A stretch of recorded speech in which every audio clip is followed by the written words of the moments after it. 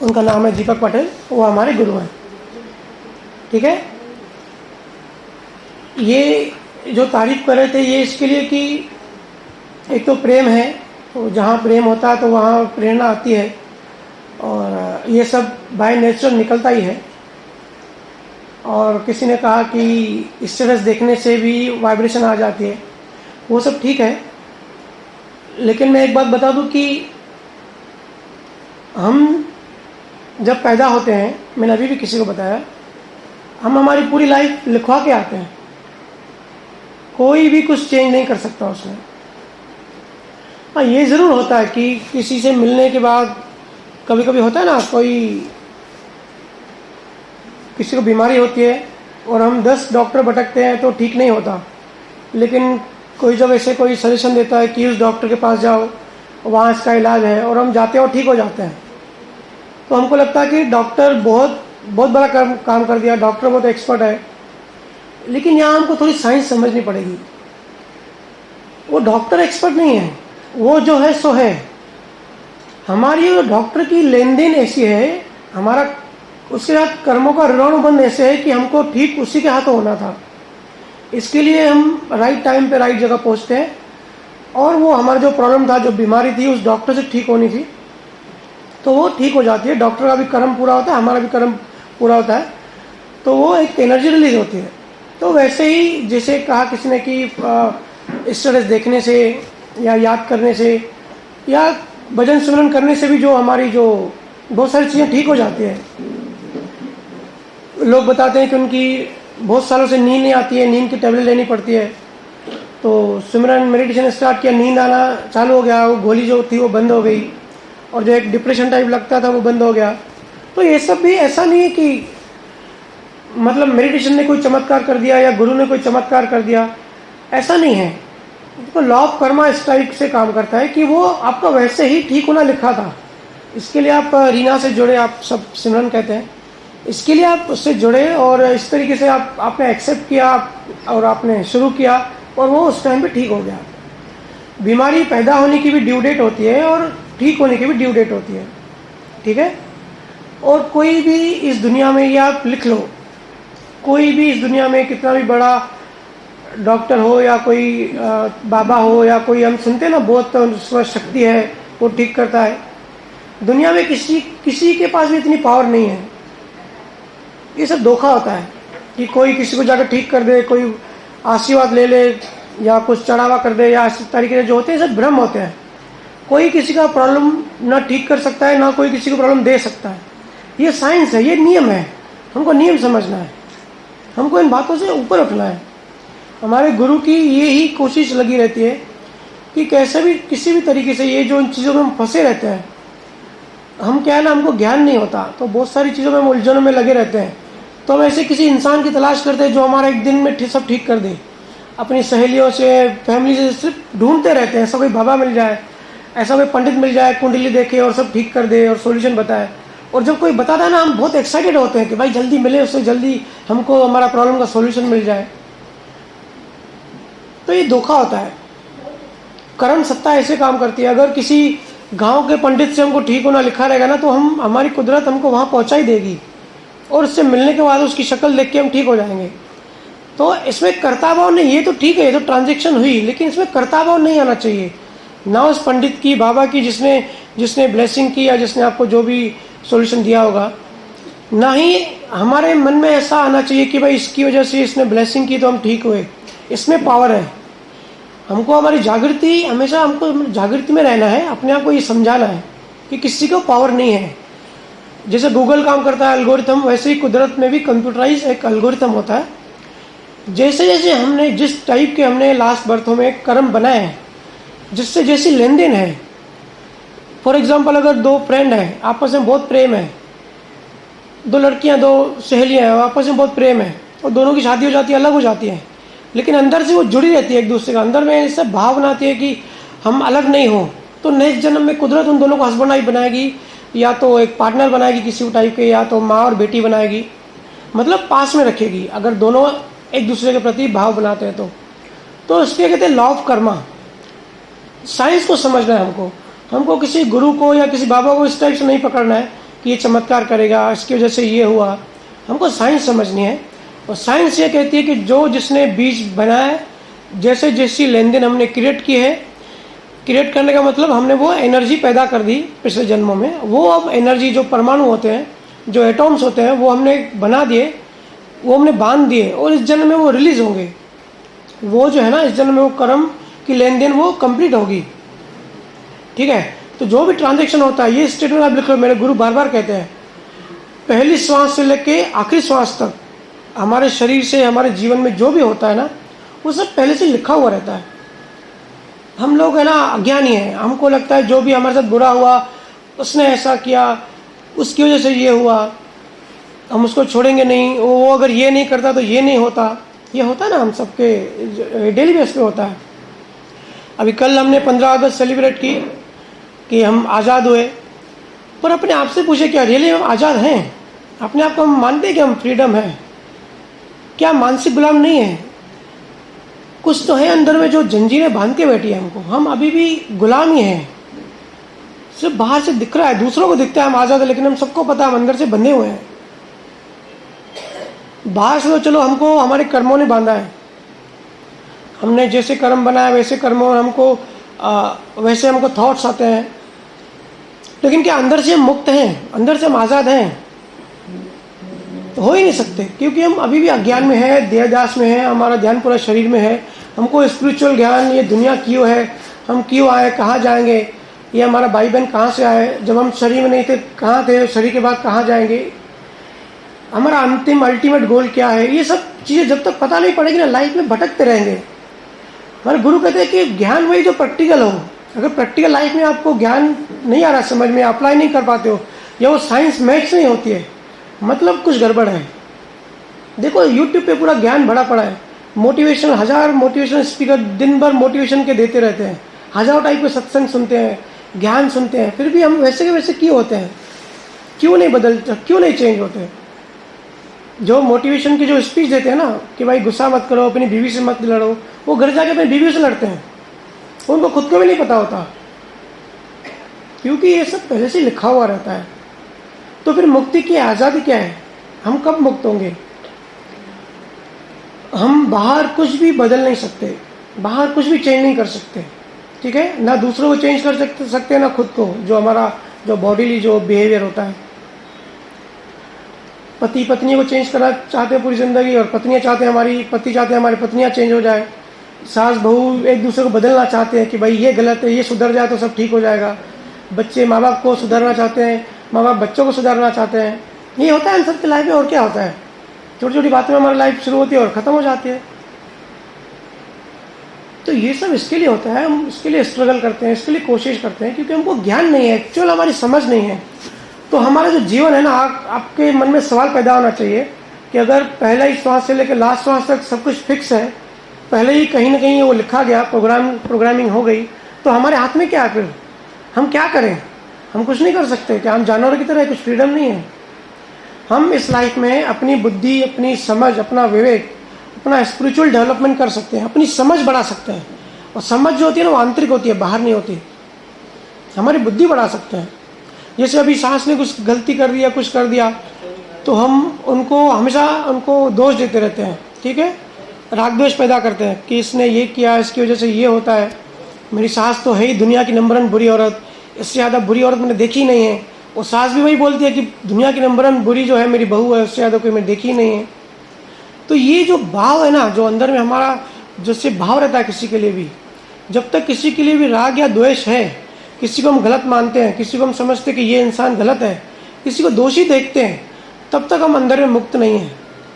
बाहर से कितनी भी 15 अगस्त मनवा लो, कितना भी ये कर लो कि भाई हम आज़ाद हैं और हम बहुत खुश हैं, बहुत सुखी हैं, तो भी अंदर में देखो कोई खुश नहीं है।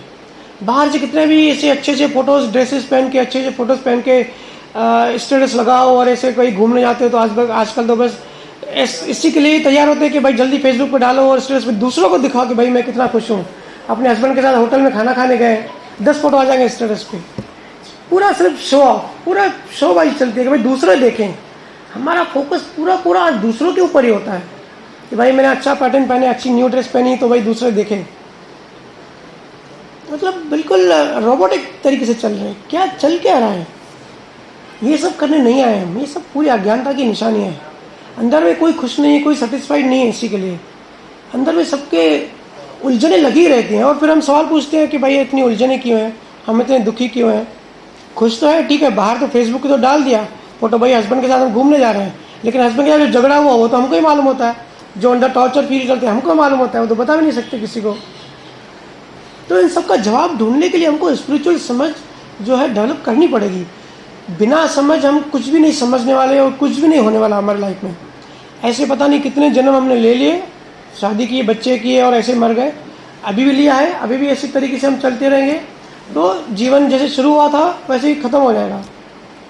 तो हमारा अंतिम गोल ये होता है कि हमको हमारी समझ विकसित करनी है। हम अपने आप को शरीर मानते हैं, बट एक्चुअली हम शरीर नहीं है, हम मन भी नहीं है, हम आत्मा है। लेकिन आत्मा तक पहुंचने के लिए बहुत बड़ी जर्नी है। आत्मा तक पहुंचने के लिए पूरा प्रोसीजर होता है, पूरा प्रोसेस होता है। एक इंक्वायरी अंदर हमारे अंदर जनरेट होनी चाहिए कि ये सब क्या हो रहा है। अगर किसी के प्रति प्यार हो रहा है तो क्यों हो रहा है, और किसी के प्रति नफरत हो रही तो वो क्यों हो रही है। रागद्वेष, सारे संत सारे ज्ञानी बताते कि रागद्वेष नहीं होना चाहिए। तो रागद्वेष क्यों नहीं होना चाहिए? रागद्वेष से क्या है? कर्म कैसे बनते हैं, कर्म क्या होता है, कर्म फल क्या होता है, ये पूरा हमको जब तक नहीं समझेगा ना, तब तक हम कुछ ना कुछ लाइफ में, जैसे अभी मेरी किसी से बात हुई तो हम लोग खुद को गिल्टी फील करते हैं कि अगर किसी गलत हॉस्पिटल में हमने किसी अपने को एडमिट करा दिया और उसकी डेथ हो गई, तो ऐसा आता है मन में कि भाई ये डॉक्टर ने गलती कर दी, डॉक्टर ने गलत ऑपरेशन कर दिया, इसकी वजह से इसकी डेथ हुई, है ना। ऐसे हम इल्ज़ाम देते हैं ना दूसरों के ऊपर। तो हम बार बार डिप्रेस फील करेंगे, डिमोटिवेट फील करेंगे, और ये गिल्टी की जो एनर्जी है ना, ये बहुत बुरा काम करती है। सबसे पहली चीज़ मैं सबको ये बोलता हूँ कि भाई किसी भी चीज़ में अपने आप को गिल्टी फील मत करो। बिकॉज गिल्टी का मतलब ये होता है कि आप कुदरत को मैसेज दे रहे हो कि भाई मैं गलत हूँ, आप मुझे सज़ा दो।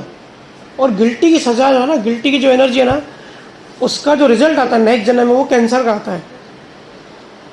किसी भी आप जो जिसको सबकॉन्शियस माइंड का थोड़ा नॉलेज हो उससे पूछना, जिसको भी कैंसर की बीमारी होती है ना, वो पिछले जन्म में गिल्टीनेस की भावना बनाई होगी, बहुत उसने गिल्टी फील किया होगा। गिल्टीनेस से कैंसर पैदा होता है। हर भाव से कुछ ना कुछ बीमारी, कुछ ना कुछ अच्छा, सब भाव से ही आता है। लेकिन जो कैंसर की जो बीमारी है ना, स्पेशली वो गिल्टीनेस से आती है, क्योंकि हम कुदरत को बोलते हैं भाई मैंने गलती की, मेरी गलती के कारण ये हुआ तो आप मुझे सज़ा दो।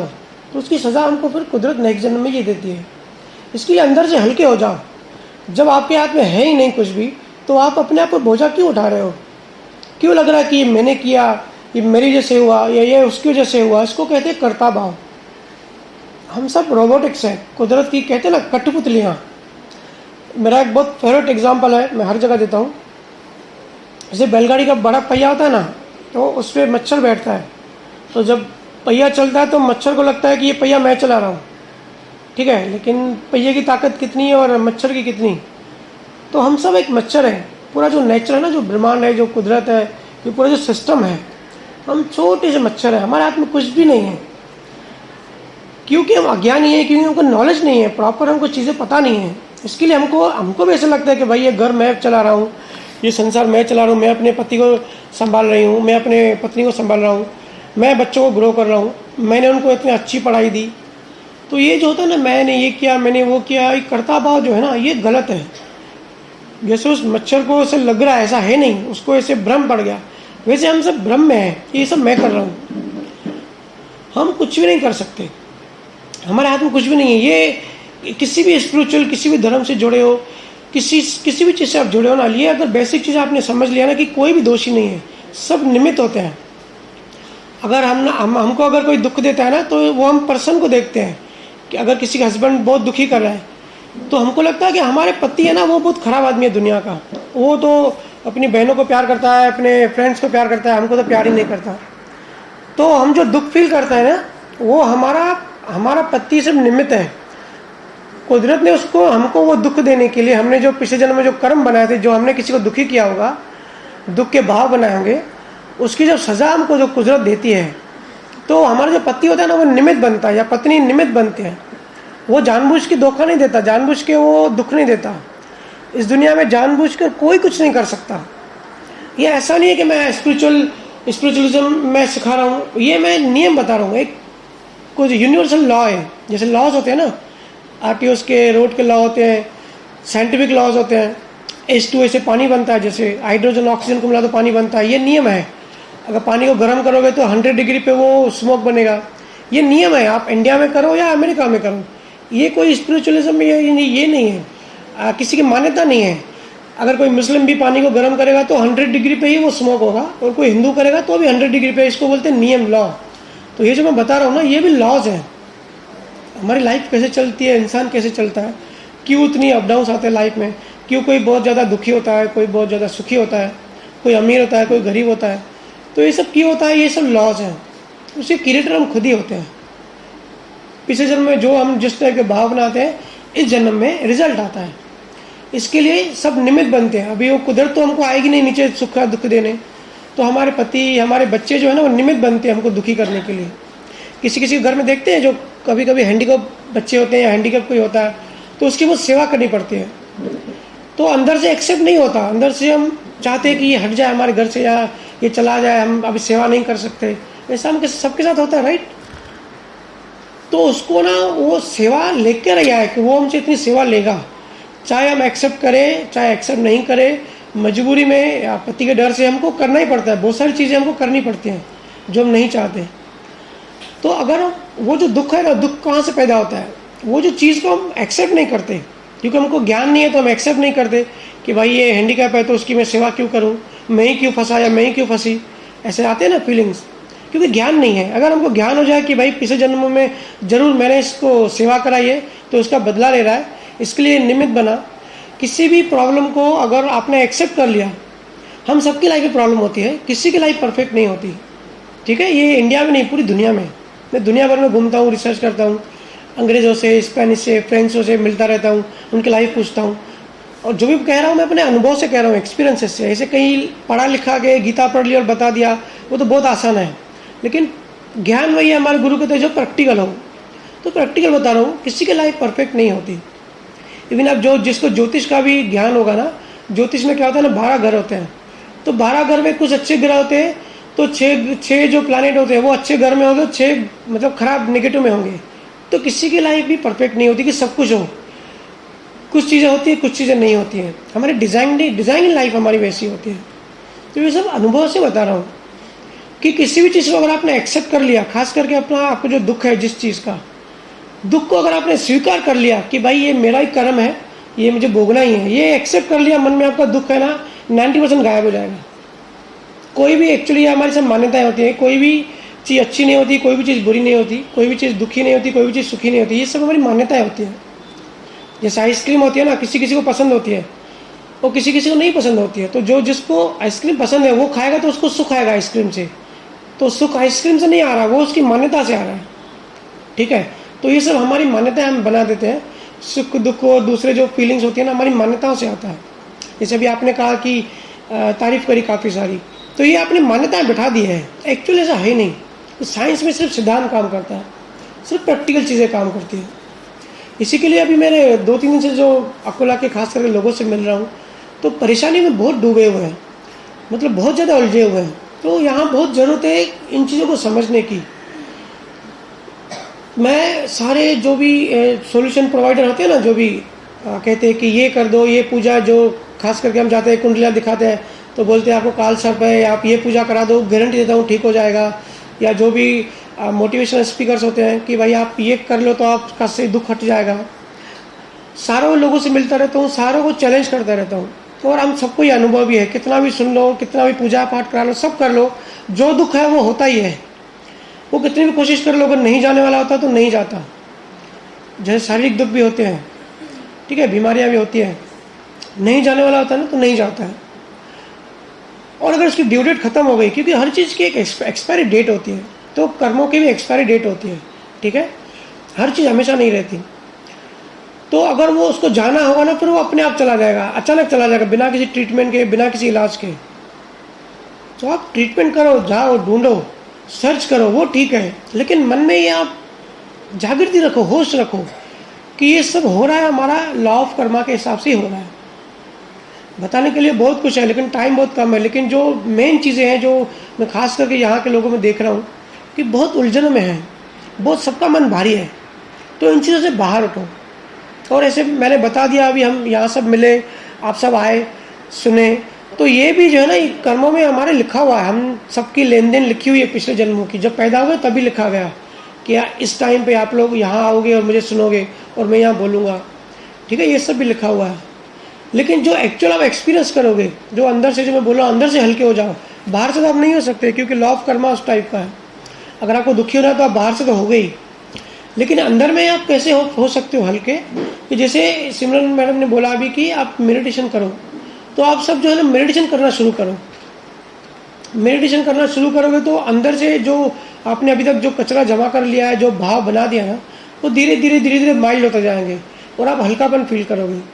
फिर जो ज्ञान मैं आपको बाहर से दे रहा हूँ ना, वो धीरे धीरे ज्ञान आपको अंदर से आएगा, अंदर से आपको प्रेरणा मिलेगी कि क्या करना चाहिए, क्या नहीं करना चाहिए। ये सारे संतों ने कहा है कि नफरत नहीं करनी चाहिए। संत तो कहेंगे, क्योंकि संतों का स्वभाव होता है ऐसा बोलना।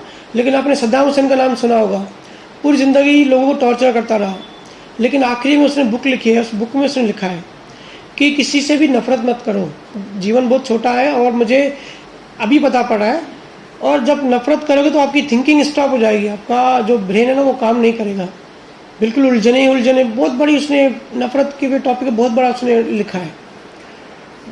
तो हमको क्या करना चाहिए, हमको दूसरों से एक्सपीरियंस से सीखना चाहिए। और हमारे अंदर भाव इसके लिए पैदा होते हैं क्योंकि हम सबको नेगेटिव देखते हैं, इसने ये किया, उसने ये किया, दोष देना रहते हैं और दूसरों को चेंज करने की कोशिश करते हैं। ये मैं पहली बात बोलूँगा, आप दूसरों को चेंज करने की बहुत कोशिश कर रहे हो, इससे किसी बहुत स्ट्रगल कर रहे हो कि भाई इसमें ये चेंज हो जाए, मेरा पति ज़्यादा बकबक करता है, बकबक करना कम कर दे, वो ज़्यादा चिल्लाता है, वो चिल्लाना कम कर दे। कोई चेंज नहीं होगा, मैं आपको लिख के देता हूँ, क्योंकि साइंस है, कुछ भी चेंज नहीं होगा। आप कितना भी माथाफोड़ी करोगे, सामने वाला चेंज नहीं होगा। एक बार उनका अगर ड्यू डेट हो जाए, उनका टाइम चला जाए, तो आपके बिना बोले वो चेंज हो जाएंगे, अपने आप चेंज हो जाएंगे, अगर चेंज होना है तो, ठीक है। तो इसके लिए दूसरों को चेंज करने की कोशिश मत करो, चेंज हमको खुद को करना है। दूसरों को जब चेंज करने जाते हैं ना, तो हमारी बहुत एनर्जी वेस्ट होती है और हम स्ट्रगल करते हैं, तो हम बहुत परेशान हो जाते हैं। फिर हमारे मन में ऐसा आता है कि ऐसे कर दे, वैसे कर दे। मेरे पास बहुत पति पत्नी आते हैं, डाइवोर्स के लिए भी आते हैं कि भाई अभी आपस में नहीं बन रही है। तो मैं जो मेन रीज़न देखता हूँ ना, वो यही देखता हूँ कि दोनों एक दूसरे को चेंज करने की कोशिश में लगे रहते हैं। जब 1 to 1 मिलता हूँ दोनों से अलग अलग, तो पत्नी बोलती है कि दुनिया के लिए अच्छा है, मेरे लिए अच्छा नहीं है, इसको बोलो ये मेरे लिए चेंज कर दे। और पति भी वही चीज़ बोलता है, दुनिया के लिए अच्छी है, मेरे लिए अच्छी नहीं है, इसको बोलो ये चेंज कर दे। तो वही गलती होती है, हम दूसरों को चेंज करने की कोशिश करते हैं। देखना, बच्चे आजकल बड़ों के माँ बाप के दुश्मन बन रहे हैं, 12-13 साल के होते हैं, लड़ने लगते हैं। ऐसा क्यों होता है? क्योंकि उनकी जो प्रकृति होती है, उनका जो नेचर होता है, हम उनको चेंज करने की कोशिश करते रहते हैं। अब हम तो हो गए बड़े, हम तो हो गए 40-50 के, तो हमारी थिंकिंग, हमारा जो जीवन जीने का तरीका है वो 50 साल पुराना है, जो हम बचपन में सीखे। लेकिन आजकल नई जनरेशन है, मोबाइल है, सब कुछ है, पूरी नॉलेज है उनको, तो उनका एक तरीका अलग है। तो माँ बाप जो है, जो हिटलर होते हैं स्ट्रिक्ट, वो चाहते हैं कि हमारे अकॉर्डिंग सब हो। तो बच्चे की अलग प्रकृति है, उसके अपने कर्म है, उनके अपना थॉट प्रोसेस है। तो जब आप बच्चों को चेंज करने की कोशिश करते हो ना, आप प्रकृति की से लड़ाई करते हो। और प्रकृति है बहुत बड़ा व्हील है बैलगाड़ी का, और हम है मच्छर, तो हम तो कुछ चेंज कर सकते नहीं हैं। तो ये दीवार से सर फोड़ना हुआ, और जब दीवार से सर फोड़ते तो क्या होता है, हमारी ब्लीडिंग होती है। तो इसके लिए फिर परेशान हो जाते हैं कि हमारा बच्चा नहीं सुधर रहा है, हमारे बच्चे ये गलती करते हैं। मैं माँ बाप को कहता हूँ, पहले आप सुधर जाओ। बच्चों को बच्चे मत देखो, बच्चों को एज अ फ्रेंड करके रखो, उनकी प्रकृति को समझो। जो अगर 20 साल बाद डॉक्टर बनने वाला है ना, तो बचपन से ही उसके जो शौक़ है, उसके जो उसकी अट्रैक्शन होगी साइंस के प्रति होगी कि मैं MBBS करूं, आप उस कोशिश करो चाहे ना करो, वो डॉक्टर ही बनेगा। 20 साल बाद बनना है, लेकिन बीज उसके अंदर है, तो अभी से प्रोसेसिंग चालू हो जाएगी। वो पढ़ाई में अच्छा होगा, अपने आप अच्छे उसका ध्यान पढ़ाई में ही होगा, बुकिश हो जाएगा, ठीक है। और जिसको डॉक्टर नहीं बनना है, जिसको सिंगर बनना है, क्रिकेटर बनना है, और आप अपनी प्रकृति उसके ऊपर ढालो कि भाई तेरे को डॉक्टर बनना है, तो वहाँ होती है लड़ाई, वहाँ होता है स्ट्रगल, वो उसकी प्रकृति अलाउ नहीं करेगी। और मैं बताऊँ आपको, हम इतने छोटे हैं कुदरत के सामने कि प्रकृति हमारे ऊपर चढ़ जाती है। जैसे अगर हमारे हस्बैंड वाइफ से डिस्प्यूट होता है, ठीक है, हस्बैंड खास करके कंप्लेन करते हैं कि भाई बहुत गुस्से वाली है, बहुत चिल्लाती है। और जब वाइफ से पूछता हूँ, बोलती है मैं तो चिल्लाना नहीं चाहती और गुस्सा नहीं करना चाहती, लेकिन फिर भी हो जाता है, उस टाइम पता नहीं क्या हो जाता है। तो जब ये डिस्चार्ज वाली, जब ये एनर्जी निकलने वाली होती है ना, कर्म जब रिलीज होता है, प्रकृति हमारी बुद्धि को ब्लैंक कर देती है। कितना भी हम कस्में खाएं, कितना भी सोचे कि भाई कल से हस्बैंड के ऊपर, बेचारा शरीफ आदमी के ऊपर गुस्सा कर दिया, पूरा सास का गुस्सा हस्बैंड के ऊपर निकाल दिया और कल से ऐसे नहीं करेंगे, फिर कल हस्बैंड रात को थक के दुकान से आएगा और हम चालू हो जाएंगे, दिन भर अंदर गुस्सा भरा है घर के सब चीज़ों की वजह से और पति के ऊपर निकाल दिया। फिर बाद में पछता दे, अरे ऐसा नहीं करना चाहिए था, बेचारे को सुना दिया। और पति फिर खाना नहीं खाएगा कि भाई जब ही दुकान से थक गया और ये चिल्लाने बैठ जाती है। तो आप कितने, जब होश में हो ना, तब आप कितनी भी कोशिश करो कि भाई नहीं बोलेंगे, लेकिन उस टाइम आपकी बुद्धि ब्लैंक हो जाती है और प्रकृति हमारे ऊपर चढ़ जाती है। प्रकृति बहुत पावरफुल है, हम बहुत छोटे हैं, तो वो तो उस टाइम होगा ही। तो इसके लिए स्ट्रगल करना बंद कर दो, अपने आप को गिल्टी फील करना बंद कर दो, अपने आप को बुरा समझना बंद कर दो। जब ये हो जाए, जब गुस्सा निकल जाए, जब एनर्जी रिलीज हो जाए, कर्म खत्म हुआ आप दोनों का, जब वो हो जाए उसके बाद आप पछतावा करो और माफ़ी मांगो जाके। और उस टाइम अपने आप को और अपने गुरु को, जिसको ये मानते हो, प्रकृति को, नेचर को, उसको रिक्वेस्ट करो कि मैं चाहती हूँ ऐसे मेरे कर्म नहीं बने कि मैं गुस्सा करूँ। ठीक है, उस टाइम माफ़ी मांगो बाद में जब होश आए। लेकिन जब गुस्सा करना होगा तो आप करोगे ही, और पति को करना होगा वो भी करेगा ही, बच्चों को करना होगा करेगा ही, कोई रोक नहीं सकता। दुनिया की कोई शक्ति रोक नहीं सकती, क्योंकि दुनिया की सबसे बड़ी शक्ति है लॉ ऑफ कर्मा। वो लॉ ऑफ कर्मा काम करता है। और लॉ ऑफ कर्मा ऐसा नहीं है कि कृष्ण भगवान ने अर्जुन को बताया और हम सब मोस्टली यहाँ हिंदू हैं तो हम हिंदू हैं तो कर्मा बताते हैं। ये लॉ ऑफ यूनिवर्स है। ये मुस्लिम पे भी लागू होता है, पारसी पे भी, क्रिश्चियनिटी पे भी, हर दुनिया में, हर धर्म में जो भी है ना, जो ह्यूमन बीइंग है, ये उसके ऊपर लागू रहता है। भले उनको पता नहीं होगा, वो दूसरे जन्म में नहीं मानते हैं, रिकारनेशन थियोरी वो नहीं मानते हैं, भले वो नहीं माने, लेकिन किसी के नहीं मानने से साइंस नहीं बदलती। ये साइंस है, ये कोई धर्म की मान्यता नहीं है। तो अगर ये 4-5 बातें आप पकड़ के चलोगे ना, तो लाइफ की जो छोटी छोटी प्रॉब्लम्स है, जो डे टू डे हमको परेशान करती है चीज़ें, वो एटलीस्ट हम चेंज तो नहीं कर सकते बाहर, लेकिन अपने आप को अंदर में समझा सकते हैं, स्वीकार कर सकते हैं। मैंने कहा ना, जो चीज़ आप स्वीकार करोगे, अगर कोई भारी दुख है, स्वीकार करोगे, फिर आपका दुख खत्म हो जाएगा। फिर आप एडजस्ट करना सीख जाओगे, फिर उसको एक्सेप्ट करके जो जैसा है वैसे ही, जो जैसा है उसको वैसे स्वीकार किया कि ये नहीं बदलने वाला। जैसे फॉर एग्जांपल सास है, तो कोई कंप्लेन आते हैं मेरे पास काफ़ी कि भाई बहुत ही बुरे नेचर की है, बहुत कड़वी बातें करती है, बहुत चिल्लाती है। ठीक है, तो अगर हमने एक्सेप्ट कर लिया कि भाई उसकी प्रकृति ऐसी है, बेचारी वो भी बंधी हुई है, उसका भी गलती नहीं है, उसका नेचर ही वैसा है, उसका नेचर उसके हाथ में भी नहीं है, ऐसा अगर हमने अपने आप को समझा लिया कि भाई बल तू गालियाँ दे, मैं तो हंसूंगी, मेरे को फ़र्क नहीं पड़ेगा, तो सास कितना भी चिल्लाए, अंदर में हंसी आएगी और अंदर में आप बंधन मुक्त फील करोगे। बाहर नहीं हंसना, बोले कि पागल हो गई है, पर अंदर में हंसना कि भाई ठीक है, भाई तेरी प्रकृति है, तेरे कर्म है, हम दोनों की लेन देन ऐसी है, भले वो चिल्लाए, अंदर में आप अपने आप को फ्री रखो। मुक्त जो है ना, अंदर में होना है, बाहर से क्योंकि हम कर्मों से बंधे हुए हैं तो हम मुक्त नहीं हो सकते। मुक्त हमको अंदर से होना है, और अंदर से मुक्त हम सिर्फ ज्ञान से हो सकते हैं। और डे टू डे लाइफ में हमको ये चीज़ याद करानी है, और मेडिटेशन हमको इस चीज़ में सपोर्ट करेगा कि जो चीज़ हम ज्ञान सुन रहे हैं, समझ रहे हैं, क्योंकि ये तो बहुत हाई लेवल की बातें हैं, सुनना बहुत आसान है, लेकिन उसको अनुभव में लाना बहुत डिफिकल्ट होता है, क्योंकि हमारी बुद्धि छोटी है और यूनिवर्स बहुत बड़ा है। तो जैसे मेडिटेशन में करते हैं ना, डेली बैठते हैं, तो धीरे धीरे हमारी जो बुद्धि है वो ब्रॉड होती है, आंतरिक समझ हमारी बढ़ती है, फिर कौन सी चीज़ कैसे काम करती है वो सब हम धीरे धीरे समझते हैं। तो मैंने काफ़ी बोल लिया, अगर अब मैं चाहूँगा कि आप भी कुछ सवाल हो प्रैक्टिकल तो वो आप पूछो, तो मेरे को ज़्यादा सही लगेगा। तो सवाल तो आप पूछ सकते हैं बिंदास, नहीं तो दूसरे शहरों से भी काफ़ी सवाल आए हैं। इसका सवाल है, कुछ सवाल साक्षी?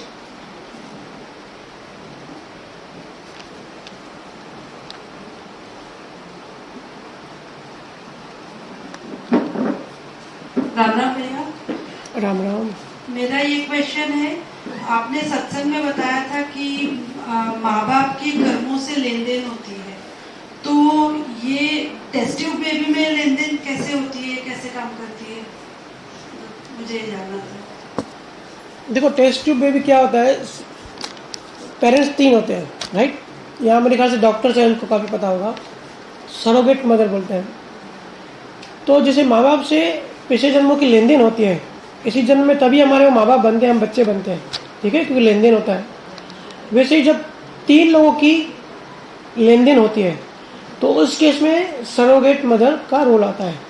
मतलब मदर फादर अलग होंगे और जो वूम होता है वो दूसरी मदर का होगा। तो वो तो साइंटिफिकली हम ऐसे यूज़ करते हैं कि मदर हेल्दी नहीं है इसलिए दूसरी मदर का वूम यूज़ करते हैं, क्योंकि वो हेल्दी है तो बच्चा भी हेल्दी होगा। लेकिन इसके पीछे लॉ ऑफ कर्मा, इसके पीछे भी लॉ ऑफ कर्मा काम करता है।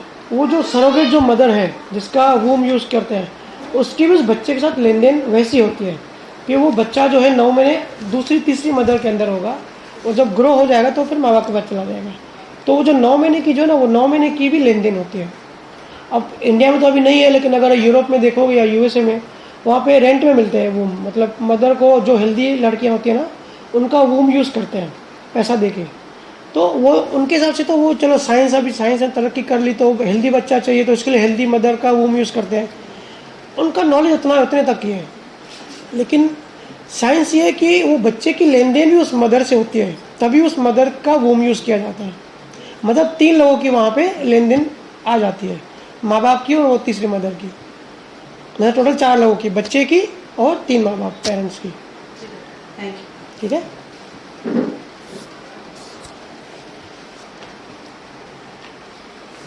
भैया श्रद्धा रखनी चाहिए कि नहीं किसी के लिए, भगवान के लिए? देखो श्रद्धा ये बहुत इम्पोर्टेंट टॉपिक है, क्योंकि बहुत सारे लोग कहते हैं कि हमको हमारे इस मंदिर में इस बाबा पे श्रद्धा है, इस गुरु पे श्रद्धा है, तो रखनी चाहिए कि नहीं रखनी चाहिए। देखो अब इस लेवल पे ना हमारी बुद्धि बहुत छोटी है, हम बहुत छोटे हैं। हमको आगे बढ़ाने के लिए किसी न किसी का सहारा तो चाहिए होता है, ठीक है। लेकिन वो गलत हाथों में भी हो सकता है। जैसे बहुत सारे गुरु होते हैं, वो अगर हमने श्रद्धा रखी तो वो जहाँ तक है हमको वहाँ तक ले जा सकते हैं। और राइट ट्रैक भी होते हैं, रॉन्ग ट्रैक भी। रॉन्ग ट्रैक का मतलब दूसरी मान्यता, जो सांसारिक मान्यता होती है। बहुत सारे गुरु होते हैं जो सांसारिक मंत्र देते हैं कि भाई आप ये मंत्र पढ़ो तो आपका बिजनेस अच्छा हो जाएगा, ये हो जाएगा, ठीक है। तो श्रद्धा जो है ना, ऐसा तो कोई मेजरमेंट नहीं है मापने का, लेकिन एक जो बॉटम लाइन कही जाएगी सबसे, जो मैं हर बार कहता हूँ कि अगर आपकी श्रद्धा है किसी के ऊपर और वो फॉलो करने से आपके भ्रम कम हो रहे हैं, आपका आंतरिक जीवन सरल हो रहा है, आप मुक्त हो रहे हो, आपको लॉजिकली और साइंटिफिकली सही लग रहा है, तो वहाँ श्रद्धा रखनी चाहिए। और जहाँ हमने ऐसी जगह श्रद्धा रख ली जहाँ पे हमारे भ्रम बढ़ रहे हैं और हमारे अंदर डर पैदा हो रहा है, तो वो ज्ञान और अज्ञान में क्या फ़र्क होता है। अगर हम ज्ञान के ट्रैक पे होते हैं ना, सही ज्ञान के, राइट ज्ञान के ट्रैक पे, तो हमारा आंतरिक डर निकल जाता है। क्योंकि डरने की तो ज़रूरत है ही नहीं किसी भी चीज़ से, क्योंकि जो लिखा है वही होता है। ये एक बार हमारे माइंड में बात फिट हो गई तो डर निकल जाएगा। तो अगर हम राइट ट्रैक पे हैं और ये हम हमारे अंदर ये सिद्धांत अप्लाई करते हैं, तो सबसे पहले 2 चीज़ें होंगी। आपका अंदर से डर निकल जाएगा किसी भी चीज़ के प्रति, इवन मौत से भी डर निकल जाएगा, क्योंकि श्वासें फिक्स हैं। तो मौत जब होनी है तब होनी है, और अगर नहीं होनी है तो नहीं होनी है, ठीक है। तो डर निकल जाता है, लोगों से डर निकल जाता है, किसी का बिजनेस स्लो हो जाता है तो अंदर डर लगने जाता है कि भाई पैसा कम होगा तो हमारा दुनिया की गाड़ी कैसे चलेगी, हमारा घर कैसे चलेगा। लेकिन जब ज्ञान उनको समझ में आता है तो ये डर हमारा ख़त्म हो जाता है। ऐसे भूख, मतलब लालच, किसी चीज़ की लालच होती है ना कि भाई पैसा बढ़ जाए या हमारे बच्चे दूसरे बच्चों से अच्छे हो जाए, तो वो भी अज्ञान है। क्योंकि जो लिखा है वो ही होने वाला है। हमारे बच्चे अगर अच्छे होने हैं तो होंगे ही, हम चाहे केयर करें चाहे ना करें, और नहीं होने तो नहीं होंगे, हम कितनी भी केयर करें। तो भूख और भय, ये 2 चीज़ सबसे पहले मिटती है राइट ज्ञान आने से। तो हमको अंदर में ये अनुभव होता है, अगर हमारी श्रद्धा ऐसी जगह पर है जहाँ हमारा डर भी कम हो रहा है और हमारी लालच भी कम हो रही है, और राग द्वेष जलन ये सब चीज़ें जो है ना, ये सब चीज़ें हमारी कम हो रही है अंदर से, हम सरल होते जा रहे हैं, ईजी होते जा रहे हैं, हमारी लाइफ ईजी होती जा रही है, तो वहाँ श्रद्धा करनी चाहिए। और हमारे अंदर डर बढ़ रहा है और कोई उनको डरा रहा है कि भाई ये पूजा करनी पड़ेगी और तुम्हारा तो एक्सीडेंट लिखा है, अगर ये नहीं किया तो एक्सीडेंट हो जाएगा। जैसे अगर किसी की कुंडली में 6वें घर में अगर शनि है, लगन में मंगल है, तो देख के डरा देते पंडित कि भाई तेरा तो एक्सीडेंट होने वाला है बहुत भयंकर, तो वो डर लगने लगता है। फिर वो अगर उसको श्रद्धा नहीं भी है तो भी अंदर में डर बैठ जाता है, फिर वो सबकॉन्शियस माइंड में हमारा थॉट चलता रहता है। फिर जब नेक्स्ट टाइम गाड़ी चलाते हैं ना तो हमको डर लगता है भाई एक्सीडेंट नहीं हो जाए। तो जहाँ हमारा डर बढ़े तो वहाँ श्रद्धा नहीं रखनी चाहिए, क्योंकि ज्ञान विज्ञान स्पिरिचुअल साइंस समझने से हमारी लाइफ ईजी होती है, आंतरिक लाइफ बंधन मुक्त होती है और हम सहज होते जाते हैं। एक्सेप्टेंस की जो हमारी एटीट्यूड है, जो हमारा एक्सेप्टेंस का जो नेचर है वो बढ़ते जाता है। अभी जैसे रीना ने बताया, तो इसमें मैं एक चीज़ देखता हूँ बहुत अच्छी, मेरी बहन है इसके लिए नहीं कर रहा हूँ क्योंकि मैं इसको ऑब्जर्व किया, आज तक इसको भी नहीं बताया, अभी बात निकली तो बता रहा हूँ कि इसका जो एक्सेप्टेंस जो है ना वो बहुत बढ़ गया है, किसी भी चीज़ को एक्सेप्ट कर लेती है। बड़े से बड़ा प्रॉब्लम आया, दुख आया या कुछ भी हो गया तो ये अंदर में एक्सेप्ट कर लेती है चीज़ों को। तो वो बहुत ज़रूरी है हमारा, हम सबकी लाइफ में। इसको एक ग्रोथ कहते हैं, इसको एक समझ विकसित करना कहते हैं कि बाहर से भले कैसा भी हो, बाहर से तो हम किसी को जज नहीं कर सकते देख के, तो अंदर से, क्योंकि अंदर हमको दिखाई नहीं देता अंदर किसके मन में क्या चल रहा है। तो जो इंसान होता है ना उसको खुद को ही पता होता है कि भाई क्या चल रहा है मेरे अंदर में, क्योंकि अंदर की लाइफ अलग है, बाहर की लाइफ अलग है। हम दिखने में एक इंसान है लेकिन हमारे अंदर अलग लाइफ चलती है, हमारे बाहर दूसरी लाइफ चलती है। होता है ना, बहुत बार आप लेडीज़ को पता होगा, कोई अचानक मेहमान घर पे आ जाते हैं 2-3 लोग, तो हमारा चेहरा ऐसे हो जाता है, अरे ये कहाँ टपक पड़ा। अंदर में ऐसा होता है लेकिन दरवाज़ा खोल के वेलकम करते हैं, आइए आइए, बहुत आपकी सिक्का लगी थी। ये एक्सपीरियंस है सबको। तो अंदर में हम अलग होते हैं, बाहर अलग होते हैं। बाहर देख के हमको अंदर का पता नहीं पड़ता बहुत बार। तो दो ये अलग अलग लाइफ्स हैं। तो इसके लिए जैसे जैसे हम ज्ञान समझने लगते हैं ना, हमारी आंतरिक लाइफ ग्रो होती है, हम चीज़ों को एक्सेप्ट करने लगते हैं। और मैं बता दूँ, बार बार बता दूँ, किसी भी संशय में या भ्रम में मत पड़ना कि कुछ करने से कुछ चेंज हो जाएगा। सिर्फ कर्म खत्म हुआ तो ऑटोमेटिक चेंज हो जाएगा।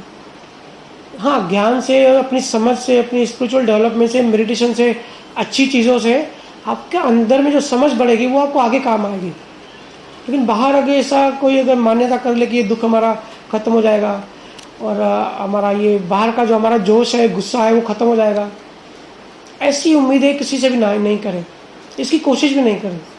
क्योंकि प्रकृति है, हमारा जो शरीर है ना, ये हमारी प्रकृति है, ये हम बाय नेचर लाए हैं। किसी की जब डेथ होती है ना, वो जब नेक्स्ट जन्म जाता है तो कर्मों के हिसाब से उसकी ब्लूप्रिंट बनता है, उसके बीज के हिसाब से, कोजेस के हिसाब से इफेक्ट बनता है, उसका दूसरे शरीर का ब्लूप्रिंट बनता है, किसका शरीर कैसे होगा, माँ बाप कौन होंगे, इसके बाल कैसे होंगे, इसकी आँखें कैसी होंगी, ये सब पहले ही डिज़ाइन हो जाता है। ये कितने साल जिएगा, इसकी कौन से साल में कौन सी बीमारी होगी, इसका बच्चा कैसे होगा, और ये कितने साल गरीब रहेगा, कितने साल अमीर रहेगा, ये सब पहले से लिखा हुआ रहता है। ये बेसिक चीज़ आप अपने मन में डाल दो तो ये टूल्स आपको डे टू डे लाइफ में काम आएंगे। तो बाहर जो है ना, सिर्फ वो फिर आपकी जो चल रहा है अंदर में एक्सेप्ट करोगे तो अंदर में मन आपका शांत रहेगा। ठीक है।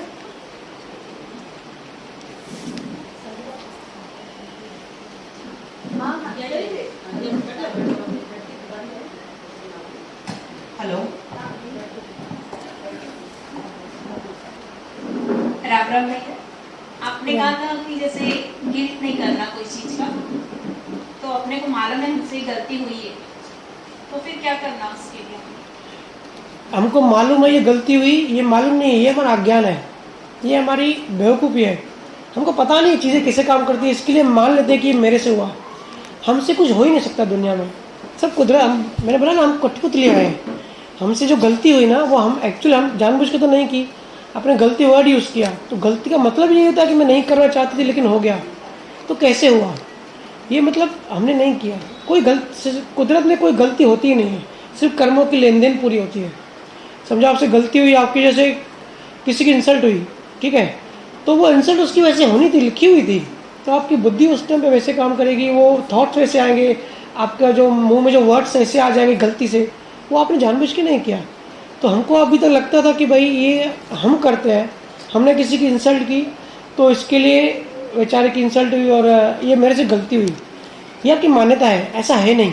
लेकिन अगर आपने अपनी मान्यता चेंज कर ली कि भाई मैंने गलती नहीं की, गलती है ही नहीं, मैं तो नहीं करना चाहती थी। आपका नाम क्या है? संगीता। संगीता जी। कि ये मैंने नहीं किया, ये संगीता के शरीर ने किया, संगीता से शरीर ने, उस कुदरत ने करवाया, तो आपके गिल्टीनेस दूर हो जाएगा। क्योंकि किसी को इतना फ्रीडम ही नहीं है कुदरत में। देखो आज 19 देशों के पास न्यूक्लियर बॉम्ब्स हैं, ठीक है, कल अफगानिस्तान में तालिबान की सरकार आ गई। तो अगर इतना आसान होता तो न्यूक्लियर बॉम्ब तो ऐसा है कि एक बॉम्ब ब्लास्ट हुआ तो पूरी दुनिया ख़त्म। अगर कोई शक्ति कंट्रोल नहीं करती, अगर इतना फ्रीडम होता हर किसी को कि जो इंसान जो चाहे कर सकता है, तो दुनिया कब की ख़त्म हो जाती ना। आसान है बहुत, एक बॉम्ब तो 19 देशों में एक बॉम्ब तो फूट ही जाता। मतलब कोई शक्ति है जो चला रही है। तो ऐसे आसान नहीं है कि कोई भी गया और न्यूक्लियर का बटन दबा दिया, कोई कुदरत उससे सब करवाती है। तो कोई गलती कर ही नहीं सकता। बहुत लोग पूछते हैं कि भाई एक्सीडेंट हो गया, दारू पी के गाड़ी चला रहा था, एक्सीडेंट हो गया। एक्सीडेंट हमारी समझ में है, कुदरत में कभी एक्सीडेंट नहीं होता, कुदरत में इंसिडेंट होता है। कुदरत को पता है ये इसका उसने गलत भाव बनाए थे, गलत कर्म बनाए, तो उस कर्मों की सज़ा इसको ये देनी थी कि इस एज में इसका एक्सीडेंट होना है, तो वो एक्सीडेंट होगा ही। सिर्फ बहाना कुछ भी बन के आएगा कि इसने दारू पिया या उसने गलत रॉन्ग साइड चला गया, ठीक है। तो ये सब जो है ना सिर्फ बहाने बन के आते हैं, गलती कुछ नहीं होती। ये आप अपनी मान्यता बिठा दो अंदर से, बिल्कुल गिल्टी की फीलिंग को हटा दो। कोई कुछ भी नहीं कर सकता दुनिया में। मेरा है ना 6 महीने पहले एक्सीडेंट हुआ था भैया, अच्छा, कार से हुआ था।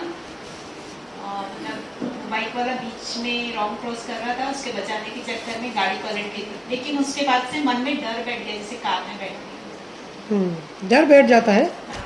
तो अभी आप कार में नहीं बैठते? मतलब सिटी में तो बैठ जाती क्योंकि स्लो चलती है, अपन हाईवे पे मतलब ऐसे गए तो ऐसे मन में बहुत डर रहता है, मतलब याद करती रहती भगवान को। आपका मन पास्ट एक्सपीरियंस को सामने ला लेता है, बस ऐसे होता है बहुत बार। हाँ। पर जो एक्सीडेंट हुआ ना, वो आपका कोई कर्म था जो रिलीज हुआ, उसको टाल नहीं सकते थे। लेकिन वो कर्म बार बार ऐसा जरूरी नहीं है, और अगर वो कर्म फिर से आने वाला है तो वो आपको कोई रोक भी नहीं सकता वहाँ जाने के लिए। तो इसके लिए बिंदास रहो, मेडिटेशन जो होना होगा ही, कोई रोक नहीं सकता। 1 इंच भी इधर से उधर नहीं होती कुदरत में। देखते हो ना, बहुत लोग दारू पी के भी चलाते, एक्सीडेंट नहीं होता। और कुछ शरीफ लोग बेचारे साइड पे चलते हैं 20-30% उनका भी एक्सीडेंट हो जाता है। कोई बहुत लोग खड़े रहते हैं फुटपाथ पे साइड में, उनको भी गाड़ी उड़ा देती है। तो ये वीडियोस हम देखते हैं यूट्यूब पे, तो ये वीडियोस देख के थोड़ा सा बुद्धि लगाओ, थोड़ा सोचो ऐसे कैसे हो सकता है। कोई दारू पी के गाड़ी चला रहा है, उसका एक्सीडेंट नहीं हो रहा है, और शरीफ आदमी का एक्सीडेंट हो रहा है। ऐसे रैंडम तो नहीं हो सकता ना, जरूर कोई शक्ति काम करिए इसके पीछे। इस बात को आप अपनी बुद्धि में डाल दीजिए, तो डर उतर जाएगा, फिर बिंदास हो जाओगे, मस्त हो जाओगे। तो चलो यार, जो होता है होने दो, होगा तो होगा, देखेंगे।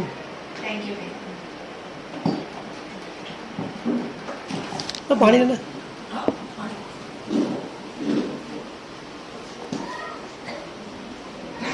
राम राम भैया। मेरा राम। क्वेश्चन है कि जैसे आपने एक्सेप्टेंस का बताया कि कोई हमें कुछ बोलता है जो भी तो करना है। हमें एक्सेप्ट करना चाहिए, पर भैया जब ये चीज बच्चों के साथ रिपीट होती है कि कोई बड़ा या उनसे बड़ा उनको बार बार जब इरिटेट करता है तो वो हिम्मत करके बोल नहीं पाते, तो दे फील टॉर्चर्ड और उनके अंदर गिल्ट आता है। तो हम उन्हें कितना भी समझाने की कोशिश करें, वो मतलब धीरे धीरे उस गिल्ट में जाते हैं। तो कैसे उनको कन्वे करना चाहिए या उनको ही सिखाना चाहिए कि यू शुड डू? जी, सबसे पहले ना बच्चों को मेडिटेशन सिखाइए। बच्चों को मेडिटेशन करना बहुत ज़रूरी है, ठीक है। क्योंकि अंदर में बाहर से तो उनका जो है पर्सनैलिटी वो है ही, अंदर में भी बच्चे के बहुत उनको डायरेक्शन नहीं मिल रही है, सब भटके हुए हैं अंदर में। अगर माँ बाप नहीं हो के उनके फ्रेंड हो के बात करोगे ना, तो अंदर में बहुत आपको बच्चे परेशान लगेंगे, बेचारे फंसे हुए हैं। तो सबसे पहले ना बच्चों को आप मेडिटेशन करवाना स्टार्ट कर दो, तो उनको क्या राइट डायरेक्शन में राइट एनर्जी जाएगी। दूसरा, मैंने कहा ना कि बच्चों को क्या हम किसी को भी चेंज नहीं कर सकते। तो फिर आपका सवाल होगा कि फिर क्या करें। हम अपने बच्चों को गलत रास्ते पर अगर कोई जा रहा है तो थोड़ी जाने दे सकते हैं। तो हम इतना कर सकते हैं कि हमको हमारी बुद्धि से जो सही लगता है, जो बेस्ट लगता है, वो सहज रूप से अपने बच्चों को समझाना चाहिए। उनको बोलना चाहिए, भाई ये मेरा अनुभव है, ये गलत है, आगे तेरी लाइफ में तेरे को पता है, तू मानेगा तो ठीक है, नहीं मानेगा तो तेरे से बुरा होगा। ये मैं तेरे से बड़ी हूँ, तेरे से ज़्यादा एक्सपीरियंस है। अब अपना बच्चों से एक्सपीरियंस शेयर करो। जैसे हम दोस्त एक से एक्सपीरियंस शेयर करते हैं ना, कि वो मूवी बहुत मस्त थी भाई, तू जाके देख के आना, वो होटल में खाना बहुत अच्छा मिलता है, तो उसको कहते हैं कि एक्सपीरियंस शेयर करना।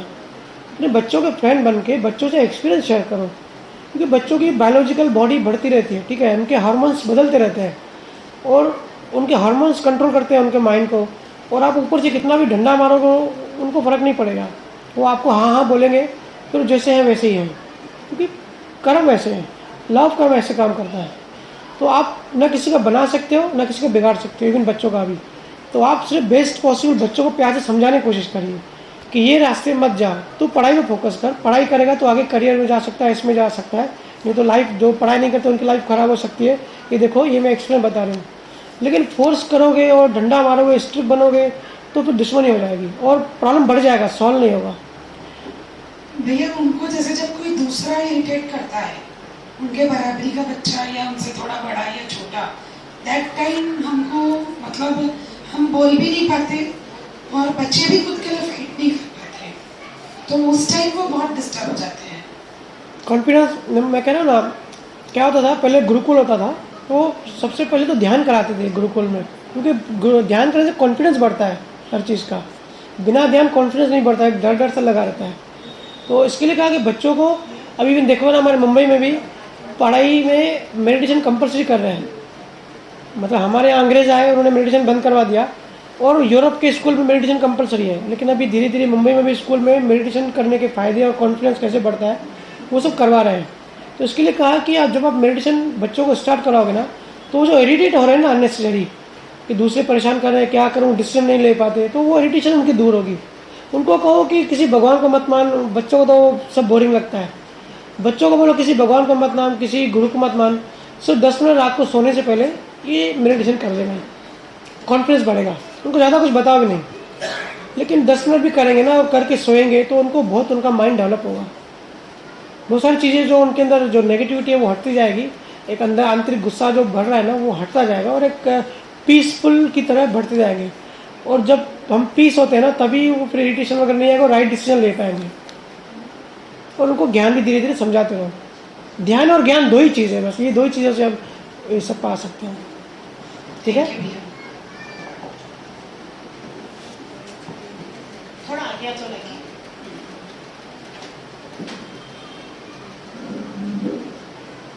एक मिनट।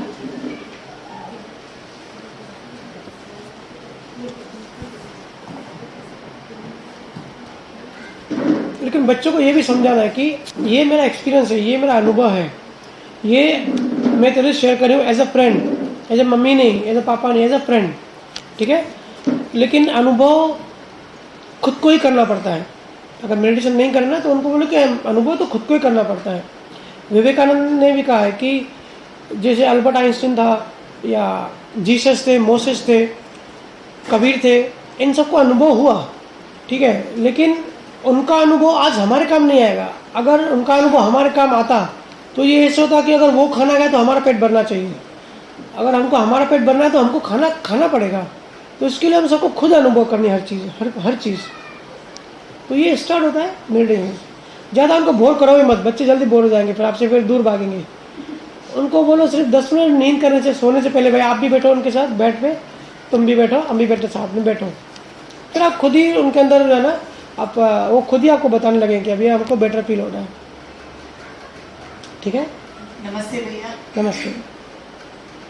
आजकल जैसे हम इतने डिप्रेशंस और टेंशन्स और ये सब जिंदगी से गुजर रहे हैं, तो हमें नींद और किसी फिक्रों से थोड़ा सा जल्दी उठते हैं, तो हम उसे अमृत वेला कहते हैं जैसे हमारी पंजाबियों में।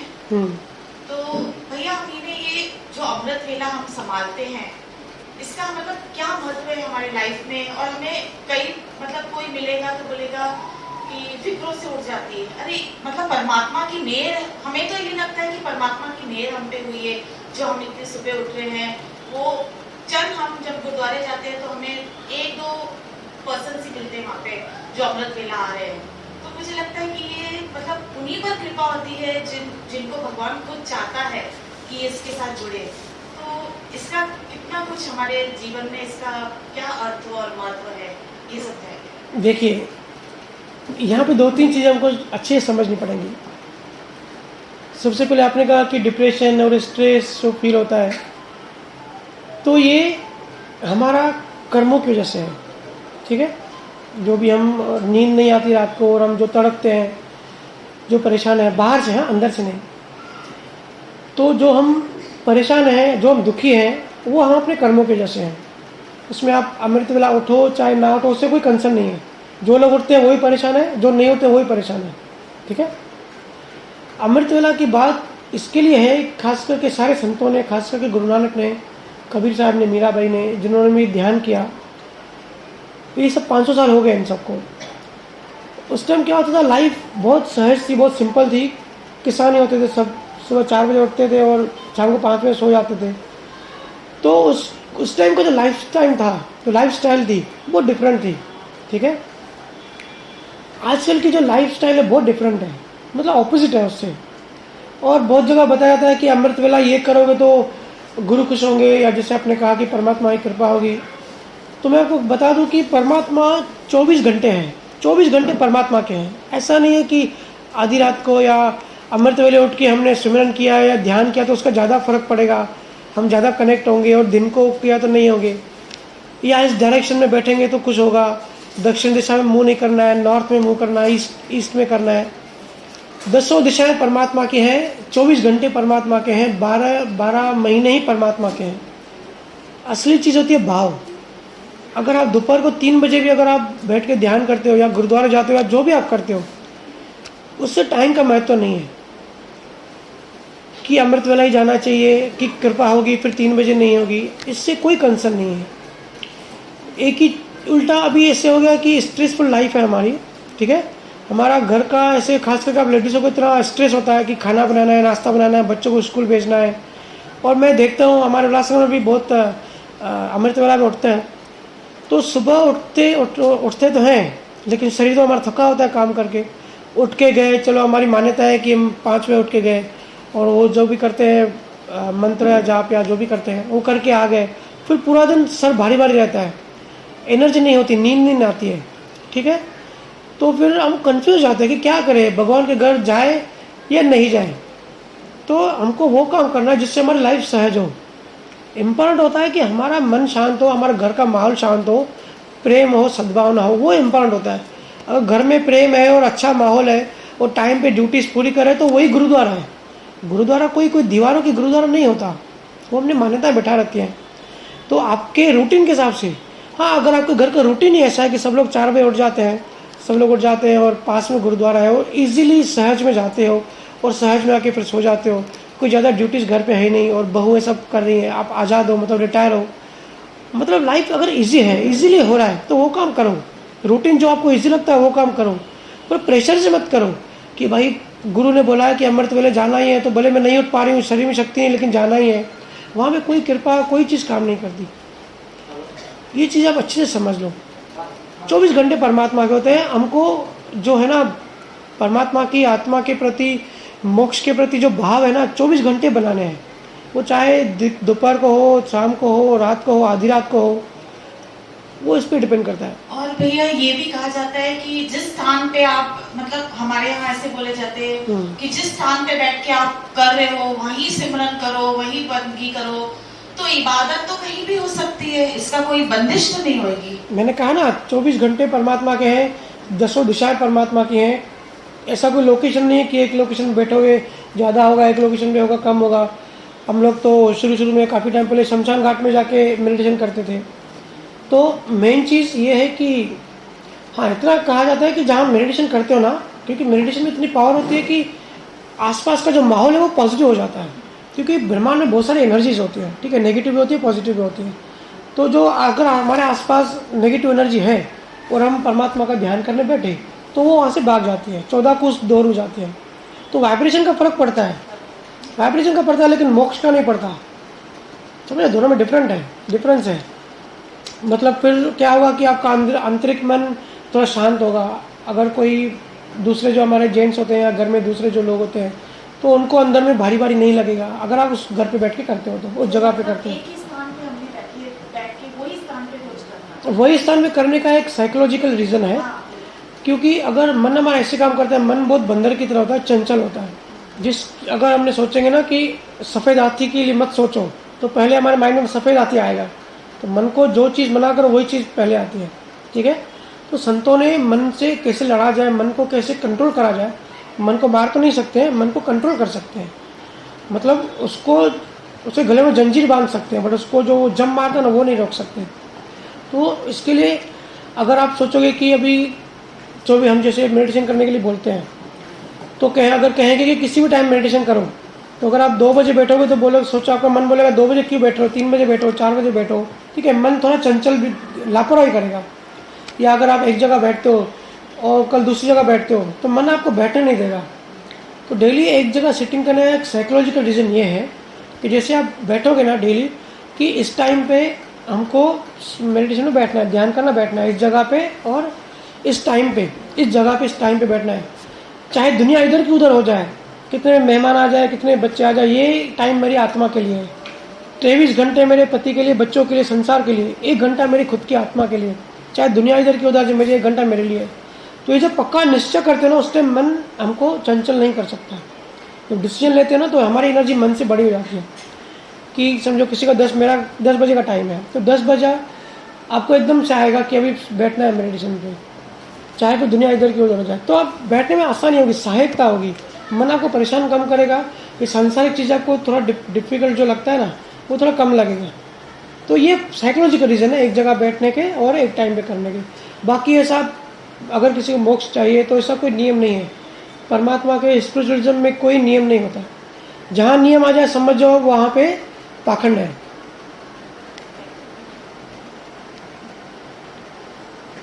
ठीक है।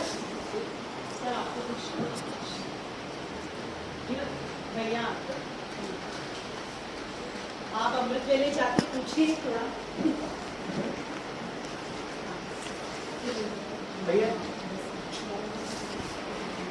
हेलो भैया जी, सब डिस्चार्ज है तो हमारे हाथ में क्या है? फिर आप जैसे बोल रहे सब फिक्स है, तो हमें उस हिसाब से कैसे समझने जाए? हमारे हाथ में है क्या? फिर हमारी लाइफ फिर डिस्चार्ज है, आप जैसे पहले से कहे, तो हमारे हाथ में क्या है? आप थोड़ा समझे।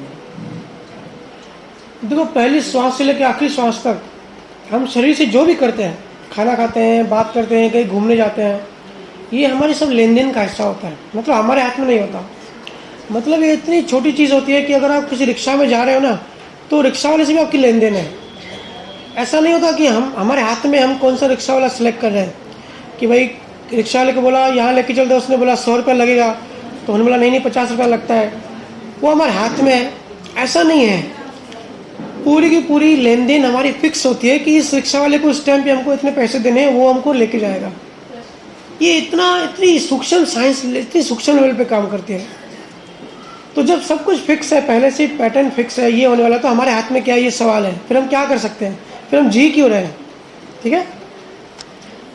हम बाहर से शरीर से जो भी करते हैं ना, वो हमारे हाथ में नहीं है। लेकिन हम जो भाव करते हैं, इमोशन, भावना, समझते हो ना? जैसे कोई मेहमान हमारे घर पे आता है, तो बाहर से तो हमने एक स्माइल दे दी, कह रहे वेलकम, आपका तो इंतजार था, तो वो फिक्स था, वो हमारे हाथ में नहीं था। लेकिन वो मेहमान को देखिए हमारे अंदर भाव कैसा आया, अच्छा आया कि बुरा आया, वो हमारे हाथ में है। कि अंदर से गालियाँ दे दी, कहाँ से टपक पड़े अचानक गलत टाइम पे, हम तो अभी तैयार होकर निकलने वाले थे, ये एक भाव हुआ। और दूसरा भाव ऐसा हो सकता है कि अरे अच्छा है, आ गया, अभी हमको कुछ सीखने को मिलेगा, कुछ नॉलेज मिलेगा, सही टाइम पे आया। ठीक है। तो जो हमारे अंदर भाव होते हैं ना, ये कर्मा के हिसाब से काम नहीं करते। ये हमारी जो समझ है ना, आज की जो समझ है और पिछले जन्मों की जो हम समझ लाए हैं, वो इस पे काम करता है। तो जो हम भाव करते हैं ना किसी भी चीज़ के लिए, अगर हम खाना खा रहे हैं या घर में ऐसी कोई सिचुएशन हो जाती है, हम बाहर, कभी कभी होता है ना, हम बाहर से गुस्सा नहीं कर सकते, लेकिन अंदर में भाव बनाते रहते हैं, गालियाँ देते हैं अंदर में, तो वो हमारा फ्रीडम है। वहाँ हम क्या कर सकते हैं, वो हमारे हाथ में है। या तो हम अच्छा भाव बना सकते हैं किसी के लिए, या तो किसी के लिए बुरा भाव बना सकते हैं। बहुत बार ऐसा होता है, 2 चोर हो सकते हैं। तो एक चोर होता है अपनी शौक से चोरी करता है, ठीक है, तो दूसरा भी उसका साथी है, वो भी चोरी करता है, लेकिन वो अंदर में ऐसा भाव कर सकता है कि यार चोरी करना अच्छी बात नहीं है। अंदर में वो रोए, मालिक से माफ़ी मांगे कि मुझे चोरी नहीं करनी, लेकिन मजबूरी है और कोई ऑप्शन है नहीं। तो वो जो चोरी कर रहा है ना, वो तो उसी कर्म में लिखा हुआ है, वो उसकी गलती नहीं है। लेकिन जो एंजॉय कर रहा है चोरी को, जो एक्सेप्ट कर रहा है कि भाई चोरी करनी चाहिए, मैं तो हमेशा करूँगा, वो उसका चोरी का फिर से नया कर्म बन गया। नेक्स्ट जन्म में फिर उसको वो भोगना पड़ेगा। और अगर एक चोर अगर बोल रहा है कि भगवान मेरे को इस जन्म में चोर बनाया, नेक्स्ट जन्म में चोर मत बनाना, तो वो उसका जो भाव है ना, वो उसका बाहर का कर्म तो कट गया, पिछला कर्म कट गया, लेकिन नया कर्म उसने नहीं बनाया, तो नेक्स्ट जन्म वो चोर नहीं बनेगा। तो बाहर क्या हो रहा है वो इम्पोर्टेंट नहीं है, हमारे अंदर क्या चल रहा है वो इम्पोर्टेंट है। मैंने कहा ना, सृष्टि नहीं बदल सकते, दृष्टि बदल सकते हो, अपने आप को बदल सकते हैं, अपने भाव को बदल सकते हो। तो फोकस जो करना है ना, जो कंसंट्रेशन करना है, जहाँ हम एडिटिंग कर सकते हैं, जो हमारे हाथ में जो फ्रीडम है, वो हमारे भाव में कर सकते हैं। बहुत कभी कभी बुरे भाव आएंगे किसी के लिए, तो फिर अपने आप को समझाओ कि किसी गलती नहीं है, सब कर्मों की लेन देन है, वो भी बेचारा जानबूझ के नहीं कर रहा है, निमित्त है, निमित्त समझते ना, मीडियम, माध्यम, अगर कुदरत को हमको दुख देना है तो कुदरत किसी न किसी को माध्यम बनाएगी। तो वो जो माध्यम बनाएगी ना, वो निमित्त से हमारी लेन देन थी। जैसे अगर हमने चेक बाउंस किया, ठीक है, तो कोर्ट का नोटिस आता है, तो वो जो पोस्टमैन नोटिस लेके आता है तो पोस्टमैन की गलती थोड़ी है। तो हम तो अगर सोचो पोस्टमैन को गालियाँ दें कि ये कोर्ट का नोटिस क्यों लेके आया, तो वो हमारी अज्ञानता कही जाएगी ना। पोस्टमैन की क्या गलती, उसको जो आया वो उसने दिया। ऐसे ही अगर हमको कोई दुखी करता है ना, तो वो एज अ पोस्टमैन है, वो सिर्फ हमारा कर्म हमको वापस दे रहा है। वो खुद कोई चीज़ नहीं लेके आ रहा है, वो सिर्फ डिलीवरी बॉय है, कर्मों को डिलीवरी कर रहा है। इसके लिए कोई किसी को ना दुखी कर सकता है ना कोई सुखी कर सकता है, सब कर्मों की लेन देन होती है। ये मैं बोल रहा हूँ, अब इसके लिए मेरी बात को नहीं मानना कि बहुत लोगों ने तारीफ़ करी और अभी आप लोग मान लो। ये अब एक्सपेरिमेंट करना, तब बुद्धि बढ़ेगी कि सही में ऐसा होता है। जो चीज़ हम नहीं करना चाहते वो चीज़ें हो जाती है। बहुत बार हम नहीं बोलना चाहते लेकिन फिर भी बोल जाते हैं। बहुत अच्छे अच्छे ये होते हैं, एंगर मैनेजमेंट के जो ये होते हैं स्टूडेंट होते हैं, टीचर्स होते हैं, तो एंगर मैनेजमेंट के जो टीचर होते हैं वो भी बोलते हैं कि बहुत बार हमसे भी एंगर कंट्रोल नहीं होता, हालांकि 100 ट्रिक लगा दी तो कुदरत के सामने किसी की नहीं चलती। ये मेन हमको बेसिक चीज़ समझनी है आज के सत्संग से। और मेडिटेशन जो लोग नहीं करते, आप सब चालू कर दें। बहुत ही जो आगे की जो स्पिरिचुअल जर्नी है, मतलब शुरुआत न कहीं से होती है ना, तो ये स्पिरिचुअल जर्नी तो बहुत बड़ी है, बहुत लंबी यात्रा है और बहुत जन्म लग जाते हैं, लेकिन शुरुआत हो जाती है। कभी ना कभी किसी न किसी जन्म में हमको शुरुआत करनी पड़ती है। हमको अल्टीमेट टारगेट यही रखना है कि भाई हमको मोक्ष मिले, हम जो जीवन और मृत्यु के जो चक्कर में हैं उससे बाहर आए। तो बाहर आए उसके लिए हमारी जो शुरुआत है वो कभी ना कभी किसी न किसी जन्म में शुरुआत करनी पड़ेगी, नहीं तो हम कभी मुक्त हो ही नहीं पाएंगे, हम सब बंधन में पड़े रहेंगे। और जब कुदरत डंडा मारती है ना, तो हमको फिर रोना आता है कि भाई कैसे मुक्त हुए। मुक्त होने का और कोई साधन नहीं है। मेडिटेशन शुरू करिए, आप सिमरन में और साक्षी सीख सकते हैं जो लोग नहीं करते। जिन लोगों को पता है और थोड़ी केयरलेस होती है तो वो टाइम फिक्स कर ले और जगह फिक्स कर लो, डेली बैठे। तो संसार किसी काम नहीं आएगा, कभी काम नहीं आएगा। एक दिन सब खत्म होने वाला है, जो पैदा हो वो खत्म होगा ही। वो सिचुएशन हो, घर हो, परिवार हो, पति हो, बच्चे हो, पैसा हो, हर चीज़ की एक्सपायरी डेट होती है। ठीक है, तो अभी टाइम हो गया, अभी विराम दे दें या और कोई सवाल है? हो गया? आप सबका बहुत बहुत धन्यवाद। अरे मैं आपका ही वेट कर रहा था। आइए ना सर, आगे आइए। मेरा सवाल ह्यूमन बिहेवियर के बारे में है। जी, जैसे अपन पूरे एक दिन में डिफरेंट रोल अदा करते हैं, घर में कुछ रहते हैं, ऑफिस में कुछ रहते हैं, दोस्तों के साथ कुछ रहते हैं। अभी हर जगह पे जैसा अपन भजन सत्संग के साथ में लग गए तो अपन एक नॉर्मल बिहेवियर या एकदम सॉफ्ट हो जाते हैं। तो हर सिचुएशन में ऐसे रहना चाहिए या सिचुएशन के हिसाब से अपन कुछ बदलना चाहिए? क्योंकि कुछ जो ये लैंग्वेज नहीं समझ सकते तो उनके साथ भी क्या ऐसे रहना चाहिए? अगर वैसे रहे तो हो सकता है कभी कभी अपना नुकसान भी हो जाए। जी मैं तो बता मुझे हमेशा लगता है कि हर जगह पे क्या ऐसे रहना चाहिए नॉर्मल या फिर? मैं आपका सवाल समझ गया। मेरे पास बहुत जो बिजनेसमैन है ना वो भी आते हैं, तो जब वो मेरी बात सुनते हैं तो वो भी यही पूछते हैं कि अगर हम हमारे जो एम्प्लॉयज़ हैं अगर उनसे एकदम सॉफ्ट चलेंगे तो कंपनी का काम ही नहीं चलेगा। लेकिन हमको यहाँ भी साइंस समझनी है। जैसे कहा कि प्रेजेंटेशन होता है, घर में अलग होता है, बीवी के साथ अलग होते हैं, माँ के अलग होते हैं, फ्रेंड्स के अलग होते हैं, राइट। तो जो जिसकी जो भी पर्सनैलिटी है, जो हम कहते हैं ना कि इसका ऐसा नेचर है, तो जिसकी जो भी पर्सनैलिटी होती है ना वो पर्सनैलिटी भी कर्मों के जैसे बनती है। कोई बहुत गुस्से वाला होता है, कोई बहुत प्यारा होता है, कोई सॉफ्ट होता है, कोई बहुत डांटने वाला होता है। तो इसको कहते हैं पर्सनैलिटी। और ये सबकॉन्शियस माइंड पे जो काम करते हैं, अब तो डॉक्टर आपको पता होगा कि वो कहते हैं कि सबकॉन्शियस माइंड में प्रोग्राम कर दो और सेल्फ हिप्नोटाइज कर दो तो वो फिर चेंज हो जाएगा। जैसे होता है ना दारू छुड़ाने के लिए, स्मोकिंग छुड़ाने के लिए सेल्फ हिप्नोटाइज कराते हैं कि इसकी पर्सनैलिटी चेंज हो जाएगी। तो सबकॉन्शियस माइंड के दो पार्ट होते हैं। एक होता है फिक्स वाला, क्योंकि हमारा जो शरीर चलता है, हमारा जो बिहेवियर होता है ना वो भी सबकॉन्शियस माइंड से आता है। तो वो जो हम फिक्स कर्म लाए हैं वो हमारे सबकॉन्शियस माइंड में पड़े हुए हैं। उसमें कितना भी आप कोशिश कर लो कोई चेंज नहीं कर सकता। इसका मतलब जिसकी जैसी पर्सनैलिटी होती है ना, वो हम चेंज नहीं कर सकते अगर हम कोशिश करें तो। लेकिन फिर आपका सवाल था फिर हम बिहेवियर एक रखें कि अलग रखें।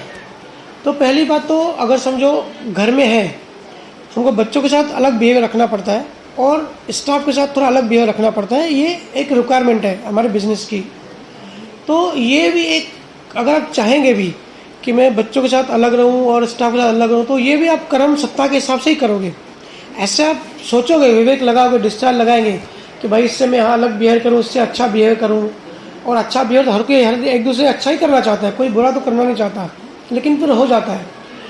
लेकिन वहाँ भी कर्म सत्ता काम करती है। आप कितना भी सोचेंगे कि मैं अपने स्टाफ से अच्छा चलूँ, लेकिन कर्म सत्ता ऐसी होगी कि अगर उसको निकलना होगा आपके हिसाब से, तो आप चिल्लाएंगे तो उसको बुरा लगेगा, वो नेक्स्ट डे जॉब छोड़ देगा। तो आप सोचोगे अरे इसका वजह ही चिल्लाया है, तो वो आपने नहीं चिल्लाया, वो उसकी लेन देन, आपकी उसकी लेन देन खत्म हुई। ठीक है, तो अगर बियॉन्ड साइंस समझें कि ये कैसे काम करता है, तो कर्म सत्ता सब कराती है। उस टाइम हमारी बुद्धि वैसे आएगी, हमको थॉट्स वैसे आएंगे, कितना भी हम ज्ञान ले लें, समझ लें, लेकिन उस टाइम हमारी जो सी लेन देन होगी ना, हमारे थॉट्स वैसे ही आएंगे, हमारा बिहेवियर वैसे ही होगा। फिर हमको क्या करना चाहिए, आपका मेन सवाल ये है। तो हमको, लेकिन सबसे हम ह्यूमन बीइंग है, ठीक है, हमारे पास विवेक है, बुद्धि है, तो हमको हमारे साथ जो बेस्ट लगता है वो हमको कोशिश करनी चाहिए कि बेस्ट हम करें सबके साथ। ठीक है, हमको हमारा 100% देना है बेस्ट देने के लिए, क्योंकि ऐसा नहीं छोड़ सकते कि भाई सब फिक्स है तो फिर किसी से कुछ भी कर लो, सब फिक्स ही है। हमको कुदरत ने विवेक दिया है, उस विवेक को यूज़ करना है और हमको हमारा बेस्ट करना है। लेकिन उसके बाद अगर रिजल्ट नहीं आता या रिजल्ट खराब आता है, तो वहाँ पे ज्ञान अप्लाई करना है कि ये लिखा हुआ था, कितना भी अच्छा चलो ऐसा होने ही वाला था। वहाँ पे फिर आप अपने आप को भारी मत बनाओ, अपने आप को ऐसा मत करो कि ये मेरी जैसे हुआ या उसकी जैसे हुआ। अपना कोशिश करो, सहज कोशिश अंदर से बाहर से कि अच्छा होना चाहिए। ये हम सब इंसानों का कर्तव्य है कि अच्छा करना चाहिए।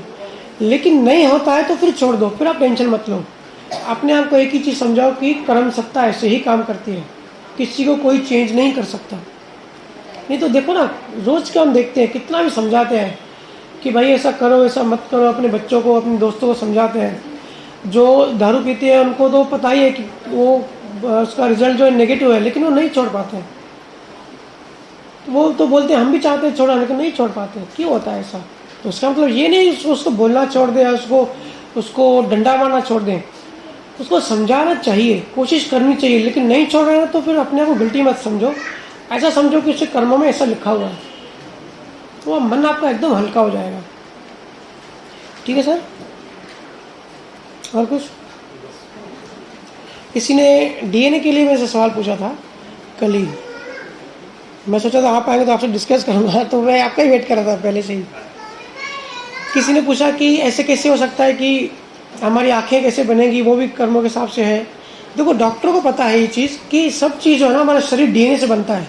डीएनए प्रोग्राम, हमारा शरीर का जो ब्लूप्रिंट है वो डीएनए में होता है।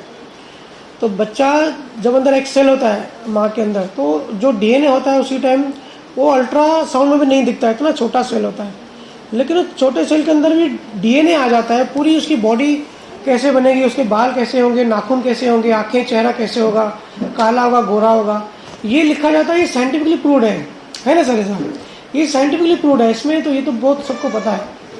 लेकिन ये साइंस कैसे काम हो, यहाँ तक डॉक्टरों को पता है कि कोई हैंडीकैप हो जाता है, किसी की टांग विकसित नहीं होती, कोई ब्लाइंड पैदा होता है। ठीक है, ये सब तो डीएनए की वजह से होता है। किसी को बाय बर्थ कुछ डायबिटीज़ होती है तो कहते हैं कि ये डीएनए की वजह से हुआ, ऐसा मेडिकल साइंस में कहा जाता है। लेकिन इसके पीछे जो है ना, लॉ ऑफ यूनिवर्स काम करता है। अगर हमारे कर्मों में, किसी के कर्मों में ऐसा होगा कि इस जन्म में माँ बाप से लेन देन वैसी होगी कि माँ बाप से सेवा लेनी है, तो बच्चा हैंडीकैप पैदा होगा। अगर माँ बाप कितने भी हेल्दी रहने दो, उसका डीएनए ऐसा बनेगा कि वो आगे जाके मेंटली या तो फिजिकली हैंडीकैप बनेगा, ठीक है, या तो हेल्दी बनेगा। ये डीएनए तो है, लेकिन डीएनए के बियॉन्ड ये लॉ ऑफ कर्मा काम करता है। कुदरत में रैंडम चीज़ कुछ नहीं होती कि ऐसे हो गया। कहते हैं ना कि डॉक्टर ने गलती कर दी, गलत दवा दे दी तो उसको नस में ऐसे हो गया, तो डॉक्टर की गलती नहीं होती, किसी की गलती नहीं होती, कर्मों में वैसे लिखा हुआ था। ये जब इंसान की डेथ होती है, जब नया शरीर बनता है, उसके बाद तो नए शरीर में ये चीज़ ब्लूप्रिंट आ जाता है पहले से ही। उसके लिए जो मिला है इसे उसको स्वीकार करना है और अपना बेस्ट देना है, बस अंदर से बाहर से। ठीक है, करें विराम दें। सबका बहुत बहुत धन्यवाद।